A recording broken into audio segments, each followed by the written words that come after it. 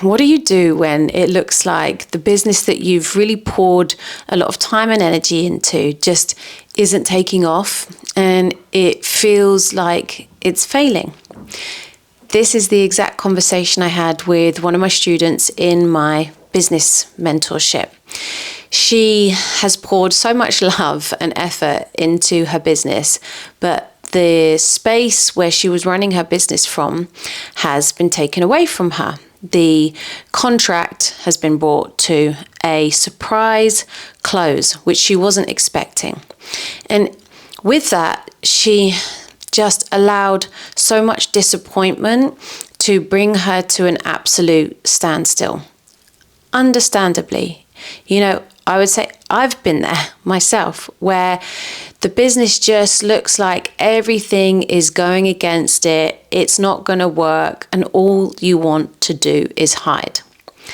If you can relate to that, if there's days where you're looking at all the content you're creating, all the effort you're putting in, maybe you've been making free courses, you are pouring as much as you can into your clients, you've just been doing all of the things and it doesn't feel like it's taking off. It doesn't feel like it's picking up. It doesn't feel like there's flow in it. I'm just going to have the same conversation with you that I had with her the other day. I think the first thing that we want to do is hide. Now, having experienced this a few times, I've been in business since 2010. I now know that every business has ups and downs. And there are going to be times where it doesn't feel like it's working. If you're making a choice to level up or you make a choice to detour, quite often you have to persevere. You have to persevere until it does start working. But what you can't do in those moments is go into a victim mode, go into self-pity and isolate yourself as if it's just then, going to go away. That said, that doesn't mean that you can't have a pity party for a day or so. There are times where I have allowed myself to just be like, right, I am just going to do nothing. I'm just going to do nothing. I'm going to lay on the sofa. I'm going to just binge watch some telly because I need to step away. I just need to decompress. I need to feel what I'm feeling. So it's not about becoming a machine and it's not about ignoring how you're feeling, but you do have to learn how to pick yourself up. You cannot let every time you think the business isn't working bring you to a complete standstill for days after days after days. Really the only one who's going to get this business working is you. No one else is going to do it for you. And that is the big shift from being employed to being in your business, is that you have to pick yourself up. And quite often you're the only one that you're accountable to.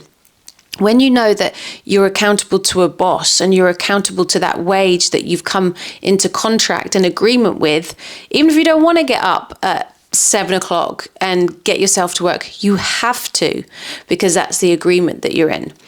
When that agreement is just with yourself, it's a whole other ball game. This is a whole different level of motivation and accountability. You have to decide to dig deep. Do I really want this? Why did I ever get into this in the first place? Really, what are the options? Because I tell you what, you are going to want to fall into alignment with lies. Those lies in the mind that are going to start to say, maybe it's easier if you just do this. Maybe you are a failure. Maybe you are better off just going back to your job. You see, you should never have started this. Those lies will come. And if you fall into those lies more than you're coming into alignment with the truth, you're going to stay in doubt, confusion, and double-mindedness. And in that double-mindedness, you're not going to have the fierceness, you're not going to have the strength and the courage to step up and rise above the challenge that you're experiencing. And so it's at this point that you have to remind yourself of the truth.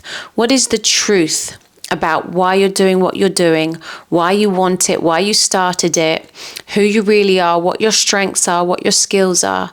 And I would advise writing a list of the reasons why you started, who you want to serve, how you want to help them, really what your strengths are, what it gives you, what you experience when you are in your element, what the freedom of having your own business means to you.